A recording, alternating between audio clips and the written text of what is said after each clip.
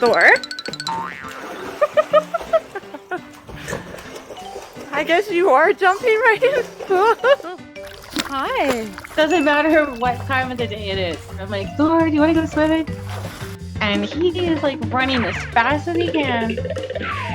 He's in there like a rocket with a little screech as well. He'll do laps for 20 minutes if you let him. And he'll splash a lot. You splash, he'll like splash you back. He wants to get your attention. Initially just bought like a little tiny pool on Kauai. He can splash in that till we can get to the lake. That pool got like bigger, bigger and bigger. And last year we got him like a 15-foot pool. And he absolutely lost his mind. It's really amazing. Yeah, look at you. Good job.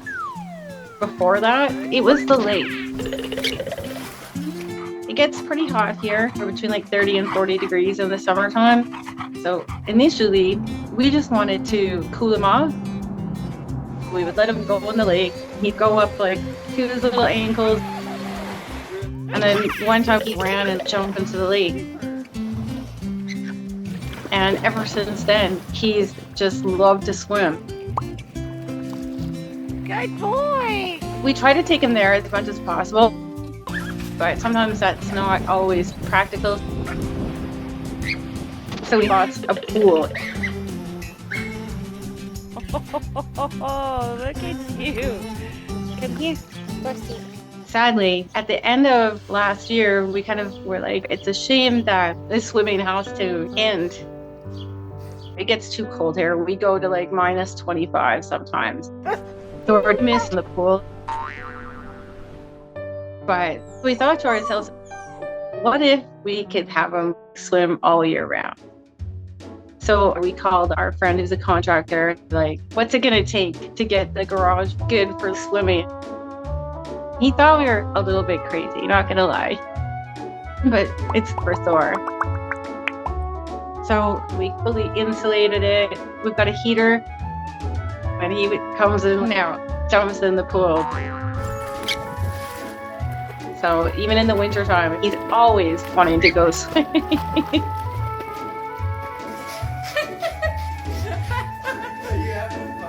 The minute it doesn't become fun for him anymore, then we'll find another activity for Thor.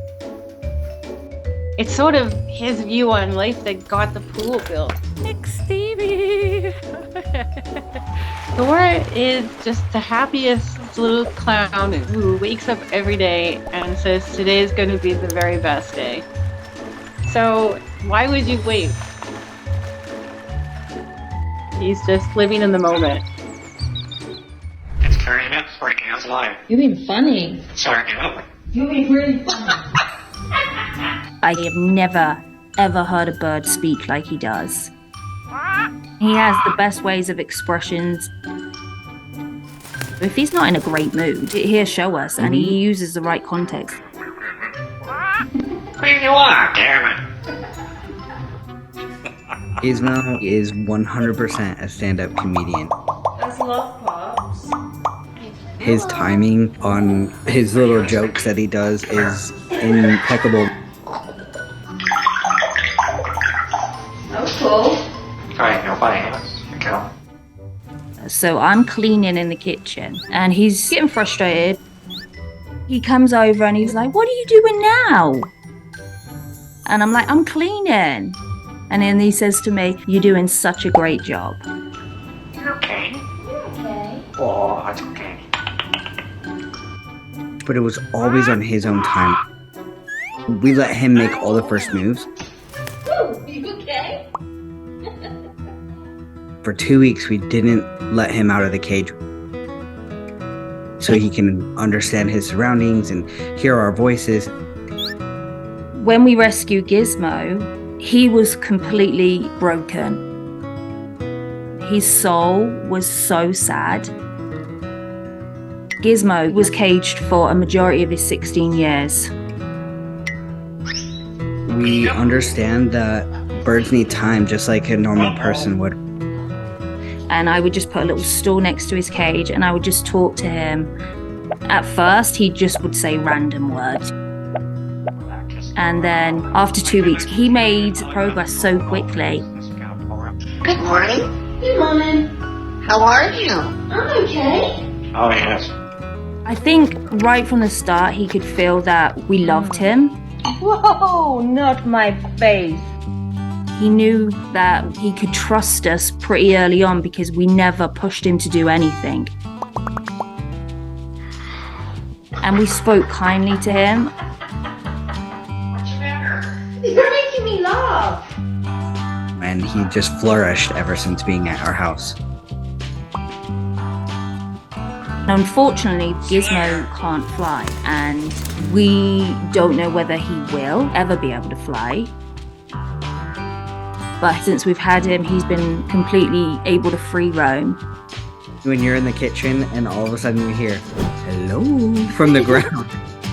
And you're like, kids, what are you doing And in he's here? just looking up, so cute.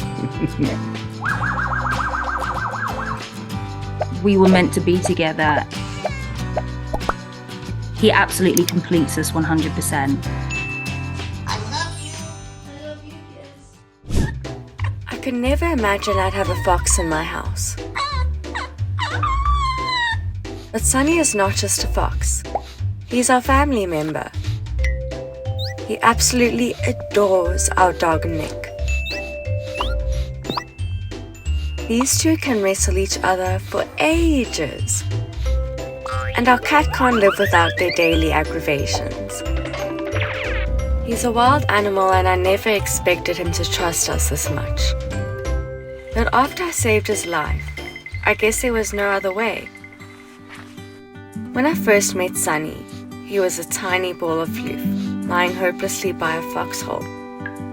He had wounds on his neck and legs, and he was completely alone.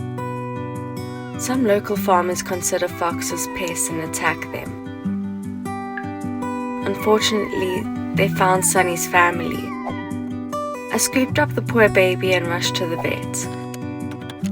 There wasn't too much hope for Sunny. He was way too small and had a limp. So I tried my best not to get too attached to him to save myself from heartbreak. But it was bigger than me. I brought him home and started his treatment right away. At the time, I had cats and a puppy. Nick was little back then. And surprisingly, they all took to poor Sunny. The cats and him loved giving each other a bit of a hard time. It's all out of love, of course. But Sunny and Nick kicked it off like no other. You just can't separate them.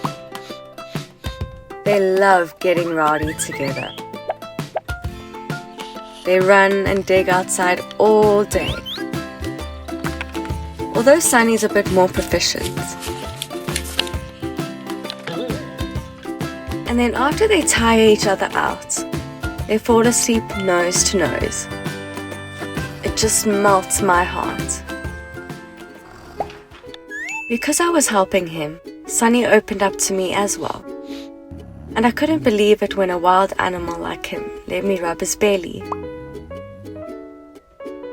He is so affectionate, so gentle. So every day, I fall in love more and more. All this attention and care helped Sunny get back on his feet. Sadly, his legs never recovered enough for him to be released. But even then, I caught myself thinking, is this the same scared, weak fox that I rescued? Now Sunny beams with confidence and joy. Whenever I look at this funny, energetic kid, I see how wrong those farmers were. And how right I was when I saved him.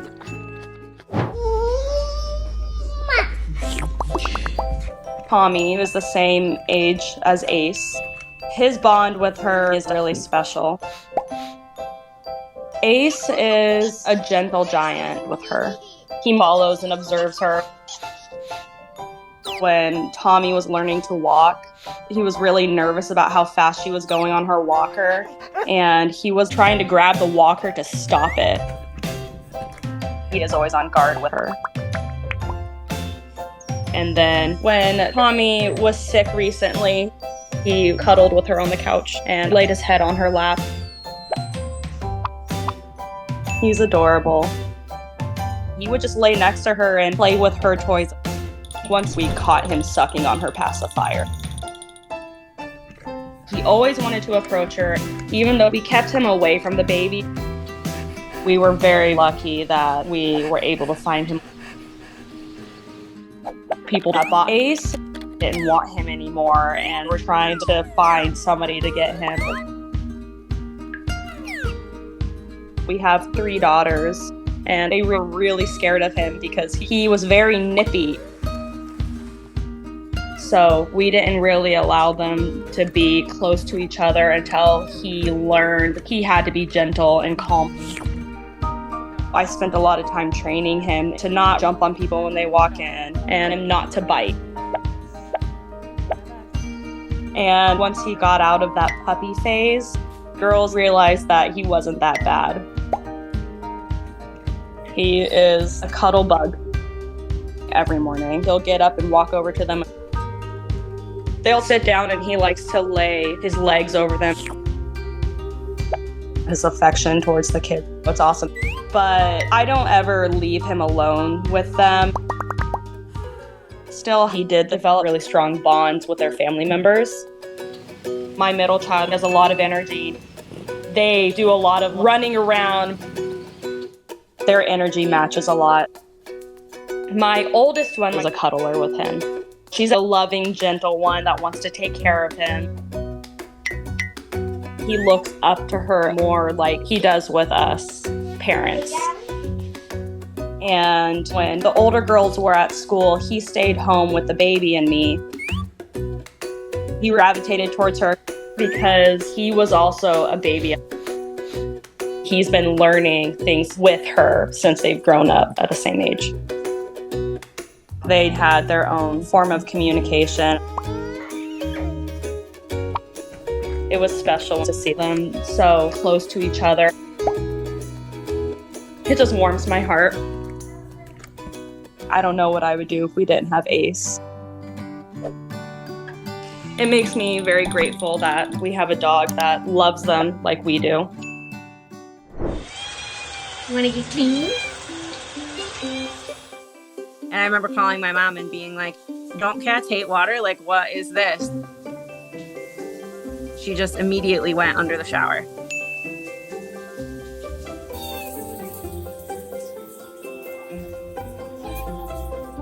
She was kind of poking around the shower curtain one day. And I just thought that she was following me around, doing whatever. And then she hopped up on the side of the tub. And then she kind of got in.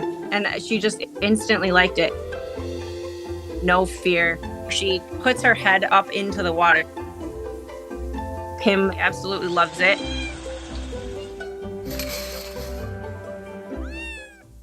I've talked to vets about it to make sure it's okay. And she does not have any disease, so that's very good. So it's definitely a pleasure thing. You just have to clean out their ears. A lot of people ask me if she swims. I did do some experimenting with swimming in a pool, and she did not like that. And that has something to do with the warmth. If I turn the heat down, she does not want to be in there.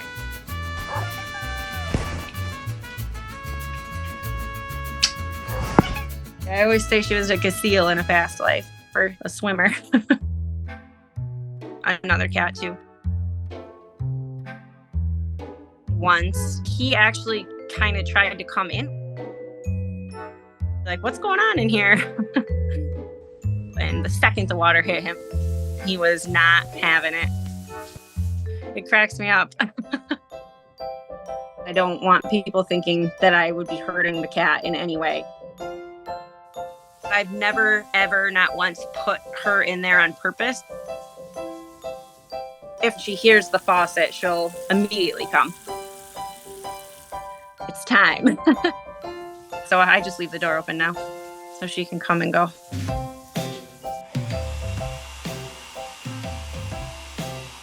Something is special about her. Ever since I rescued her, I let her sleep right in the bed with me. I made sure that I was around with her. I feel like she defines my life. My funny shower cat.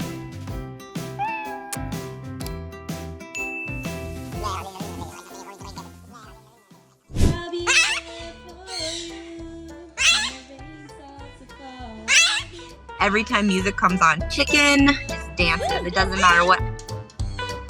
I could even just start singing and she'll start dancing. I was just working around in my room, kind of cleaning. And I looked over and she was just kind of like doing this to the music. So I walked over and I started doing it with her. And the more I did it, the more she was just full on dancing. So I feel like we've created a safe environment for chickens. Yeah, hey, girlfriend. I started rescuing birds when I was young, about 8 years old. So I've been doing it close to 30 years. My friend found this blue and gold macaw listed on Craigslist. And I went with her to check out the situation and help her pick up the bird. While I was there with her, I eventually found Chicken. Hush, little chicken, don't say a word. So I opened the cage and she just jumped out of the cage right into my arms. It was like she knew I was her one chance and I just couldn't let her go. When birds are in the situation that Chicken was, in an abusive and a neglectful situation, they become very depressed and anxious. And birds, similarly to humans in those kinds of conditions, will self-injure or self-harm. So the more she pulled her feathers, the less she had to deal with her situation. We went to the vet immediately. And she was in pretty poor condition. So we're not hopeful for much feather regrowth. But she's so brave, and I think she deserves the world. It was an unusual situation for me and Chicken because it didn't take any time at all for her to trust me. And I feel like as long as I don't let her down, she'll put her trust in me. We taught her how to play with toys. Her favorite thing to play with are the little cardboard cylinders that come out of toilet paper. She loves to dance. She loves any music. She loves to watch TV. So she has definitely come out of her shell. Come on. She's really taught me about what it means to cherish the parts of life that you love. And I can tell for the lack of feathers hasn't really changed who she is as a bird. And so I just hope I can give her everything she was deprived in the past. Well, just look at those two first. You got good ones. When I first got him, my mom was like, "Are you sure you want a pit bull type dog?"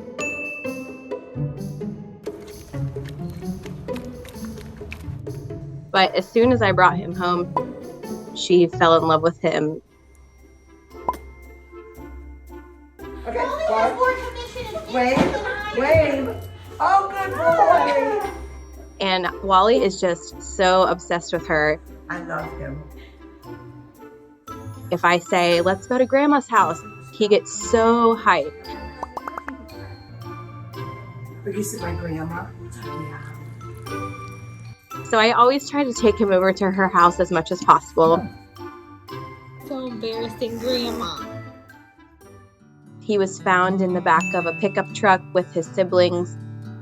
I had been looking at his photos for so long that when I drove up to the park where I met his foster, I just started crying. It was honestly love at first sight.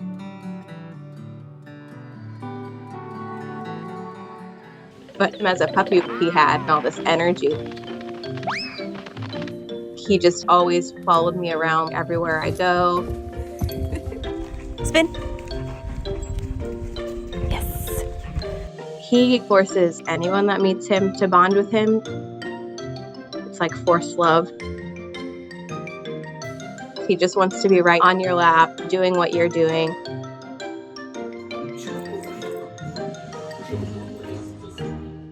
He's also really obsessed with peanut butter. Every night after he eats dinner, he will demand it from me. And if I haven't given it to him by a certain time, he'll bark. Yeah, okay, you need to wait.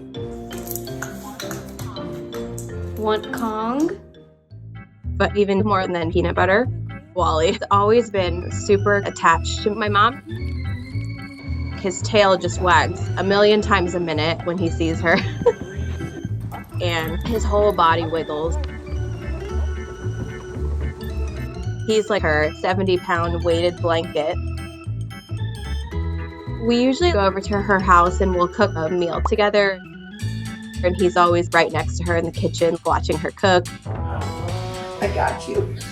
I got you. Wally's helped change bully breed stereotypes. I started seeing people posting about fostering and volunteering.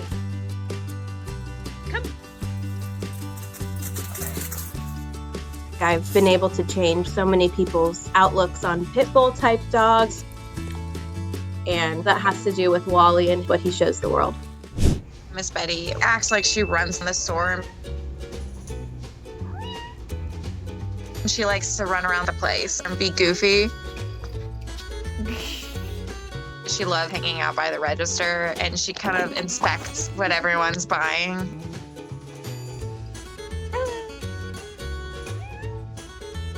She just sits and absorbs all of the attention, like she knows she deserves it. We just all keep a very close eye on her, making sure she's safe in the store. But she is best employee ever that has ever worked here. When I very first found Miss Betty was when I first moved into my house. She was living underneath it with a litter of kittens. And after gaining their trust for a little bit, I got her fixed. I trapped her and took her to our local humane society. They kept her for an entire week. And when they gave her to me, she was really sick when she got out. And I didn't see her for a really long time after that. But then about a month later, she started showing up again, and she was just determined to come in my house. I work in the liquor store. So around this time last year, we actually got new owners. And our new owners also own another store that has a cat. So as soon as I heard they had a cat, I was like, oh, so I get one too. I have one who needs a home. Let's bring her up here. Betty. This is actually a really, really big store, and I think she was a little overwhelmed at first. So for the whole first month or so, she really just hid. But as soon as she came out and realized that everyone really just wanted to love on her, she very quickly adjusted past that. She got comfortable super quick and just wants to be around everyone all the time now. Oh, come on. Miss Betty likes to go on top of the Modelo boxes in the beer section. It's the tallest thing on there so she can watch everyone. And then she also really likes to get underneath the shelves where no one can see her, but she can see everyone else. She's really, really, really good about the bottles. She hasn't broken anything glass. We've made everyone in our shopping center, they're all aware that she's ours. And luckily, she's pretty good at keeping herself safe. When customers come in, they immediately ask where she's at, and they walk out with a smile. Miss Betty makes every day that she's here a better day. Cage is the cow magnet. I see other dogs walking, but the cows are not coming. But when he's around cows, the cows start to sniff him. The first time he was afraid of them, and then we stopped for more time. He get more and more close. And then the cow starts to lick him. Now he loves to lick the cow's nose back. Kenshi is so gentle. He loves animals and people too. But many times he's just walking and people get scared or kids cry. He's black, Staffordshire Bull Terrier. So he's seen as a dangerous dog. They change side of the street. They are shouting to put Kenshi on the lead. They see him as a threat. But Kenshi is so cute. If he never saw you, you come into my house and he will be greeting you. He goes to complete strangers and licks the leg or pulls the head. Everybody who spends 5 minutes with Kenshi adores him. Even my boyfriend Oliver's office, they have no dog policy. And Kenshi is the only dog welcome there. He's really genuine and good with people. So when we travel, we bring him everywhere. We are having an active life and he's the best for it.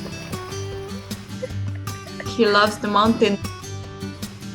He loves to hike and the smells. At the beach, he loves to swim and to dive. We always try to look for activities and places where we can go together as a family. That's how he met the cows. We were walking and approaching the cows. They will come and he learned that cows are super nice and they taste good. They recognize Kenshi is the most precious animal on the planet. I'm just so thankful that I have Kenshi.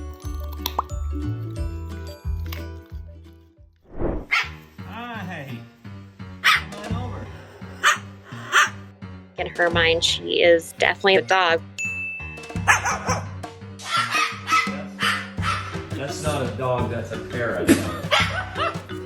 If you're sitting on the couch, she will nuzzle under trying to get you to pet her like a dog would. What are you doing? If somebody knocks on the door, she just goes crazy barking. Everyone is surprised. They think there's a dog, but it's actually a tiny bird. What do we do now? Now we're friends? Are you gonna fix this for me? She just runs wherever she wants. You can hear her little feet. Da-da-da-da-da. It's pretty funny.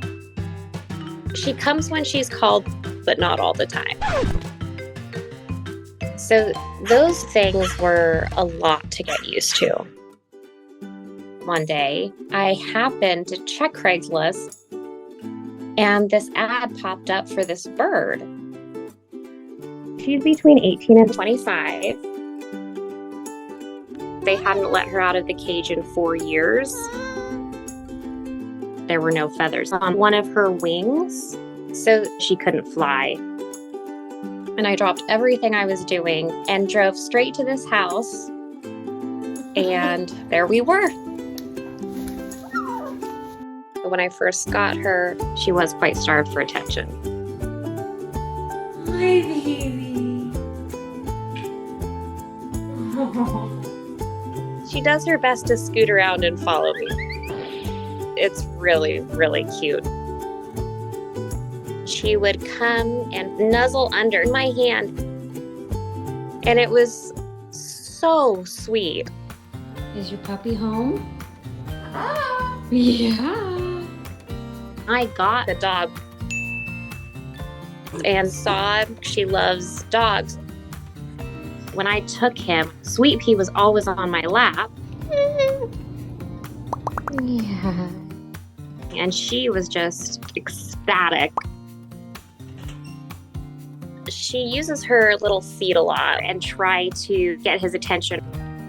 I love you.